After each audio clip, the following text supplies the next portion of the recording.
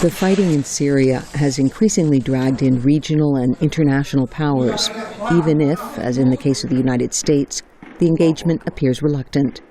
The U.S. has plans to boost its small presence in neighboring Jordan, begun last year, to some 200 personnel, to prepare for a variety of scenarios, including a spillover of violence or the need to secure chemical weapons.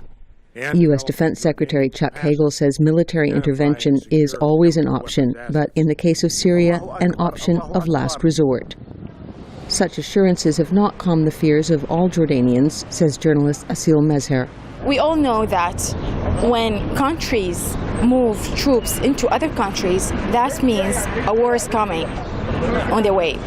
Jordan is already deeply affected by the conflict, now in its third year, taking in nearly 500,000 Syrian refugees and straining its limited resources. It's also been pulled by an uncomfortable web of alliances, including pro-opposition Friends of Syria, the Syrian government supporters in Iran, and its cold peace ally, Israel.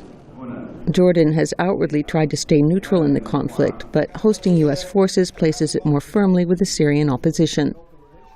Some in Jordan welcome that move, but insist the U.S. must not intervene directly on the rebels' side, says analyst Salem Falahat. This is condemned by the Arab nations, and this causes harm to the Syrian revolution. The U.S. has made it clear it understands the complexities involved and the risk of unintended consequences that intervention could cause.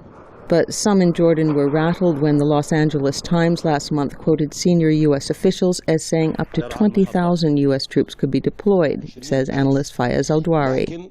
The American position is not clear and not stable with regards to the Syrian crisis. But as the U.S. draws down after a decade of military intervention in the region, even analysts unsure of American intentions say they believe the U.S. presence is likely to remain limited for now.